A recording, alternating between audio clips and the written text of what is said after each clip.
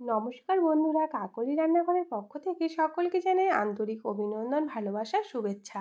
আজকে চলে আসলাম আরও একটি নতুন রেসিপির সাথে। এখন শীতকালে বাজারে কিন্তু বন্ধুরা নানা রকম সবজি পাওয়া যায়, তার মধ্যে পালং শাক অন্যতম। পালং শাক দিয়ে আমরা অনেকেই অনেক রেসিপি ট্রাই করি। আজকে আমি তৈরি করব পালং শাকের চচ্চড়ি। তাহলে চলুন কিভাবে এই নিরামিষ পালং শাকের চচ্চড়িটা তৈরি করব সেটাই দেখে নিই। তার জন্য সবার প্রথমে কিছু সবজি নিয়ে নিয়েছি। সবজিগুলোকে আমি লম্বা লম্বা করে কেটে নিয়েছি। সবজির মধ্যে রয়েছে শিম, আলু, বেগুন, মূলো। পালং শাকটাকেও ভালো করে পরিষ্কার করে বড় বড় টুকরো করে কেটে নিয়েছি। এইবার রান্নার মূল পর্বে চলে যাব। গ্যাস ওভেন জ্বালিয়ে আগের থেকে একটা কড়াই গরম বসিয়ে দিয়েছিলাম। কড়াইতে দিয়ে দিচ্ছি বেশ কিছুটা সাদা তেল। তেলটা গরম হয়ে গেছে। এবার আমি এই তেলের মধ্যে দিয়ে দিচ্ছি কিছুটা বড়ি। বন্ধুরা, শীতকালে যে কোনো নিরামিষ রান্নায় বড়ি ব্যবহার করলে স্বাদ কিন্তু দ্বিগুণ হয়ে যায় রান্নার। এখানে বড়িটাকেও আমি লাল লাল করে ভেজে তুলে নিচ্ছি একটা বাটিতে।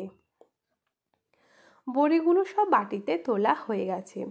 আমি বেগুনটাকে আগে থেকে একটু নুন আর হলুদ মাখিয়ে রেখে দিয়েছি। নুন হলুদটা আগে থেকে বেগুনে মাখিয়ে রাখলে বেগুনটা কিন্তু ভাজতে অনেকটা তেল কম লাগে। বেগুনটাকে দিয়ে আমি লাল লাল করে ভেজে তুলে নেব। বেগুনটা আমার লাল লাল করে ভাজা হয়ে গেছে। একটু উল্টিয়ে পাল্টিয়ে দিচ্ছি। এবারে বেগুনটাকেও আমি একটা বাটিতে তুলে নেব। বেগুনটা এরকম ভেজে আগের থেকে তুলে নিতে হবে, তা না হলে কিন্তু পালং শাকের সাথে একসাথে দিলে বেগুনটা পুরো গলে যাবে। এবার আমি এই তেলের মধ্যেই দিয়ে দিচ্ছি পাঁচফোড়ন ফোড়নের জন্য। ফোড়নটাকে 1 সেকেন্ড ভেজে নেব যাতে করে ফোড়নের থেকে ভালো গন্ধ ছাড়ে। ফোড়নটা ভালো করে হয়ে গেলে শিম, আলু আর মূলোটাকে দিয়ে দেব। সবজিটাকে লাল লাল করে ভেজে নেব। সবজিটা ভালো করে ভাজা হওয়া পর্যন্ত অপেক্ষা করতে হবে।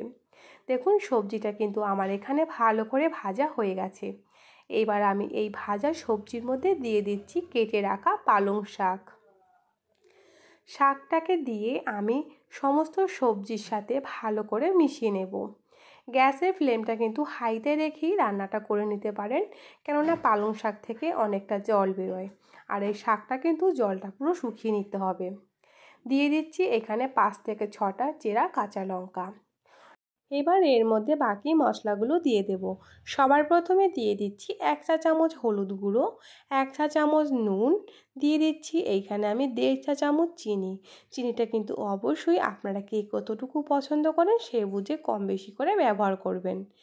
এবার সব কিছু খুব ভালো করে আবারও শাকের সাথে মিশিয়ে গ্যাসের ফ্লেমটা আমি হাইতে রেখেই 5 মিনিটের জন্য ঢাকা দিয়ে দেব।